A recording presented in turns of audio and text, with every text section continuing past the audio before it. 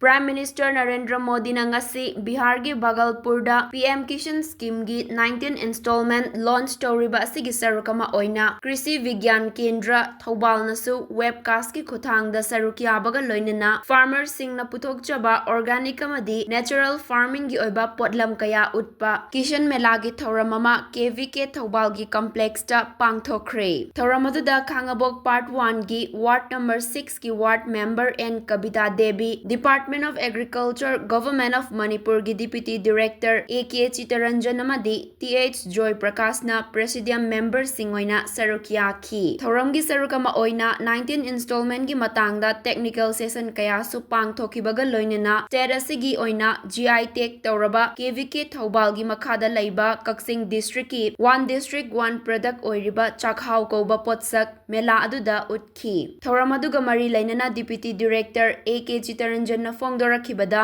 ngasi Prime Minister na 19 installment gi senfam thadokliba asida Manipur gi oina beneficiary listing marfu mangada ahanba gi oina scheme asi center government na farmers singi financial support piba oina chada chama subsidy piba scheme amani haireduna scheme asigi matangda wafam kaya thamki hanadi resal hek tawga adagi kalamana biometric KYC tawwa mako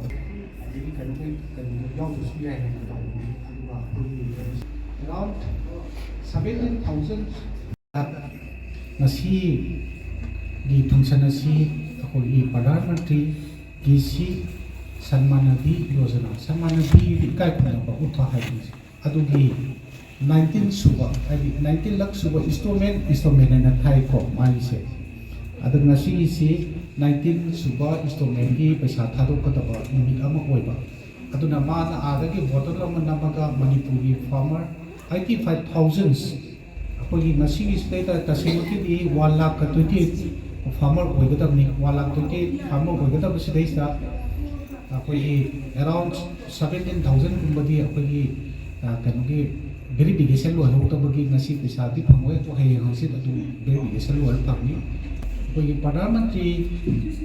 Krishi Sanmanadi Yojana se si kamai to ge da 100% center na paisa lo na putopa akoi Manipur government gi paisa te yaudi center na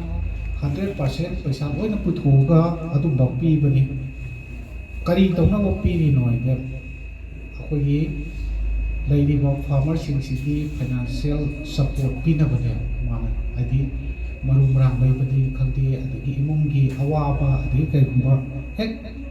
economy ki akoi kom tharige matamgi manung sida awaba lapado deida masi ni economy support ma pi bani kamai ta pi ge heta sahi amada akoi eligible farmers sing sida lupa lising tau to pi bani ba taruk tau tu se ahum lak thokna lising ani ni magi bank account sida tha bani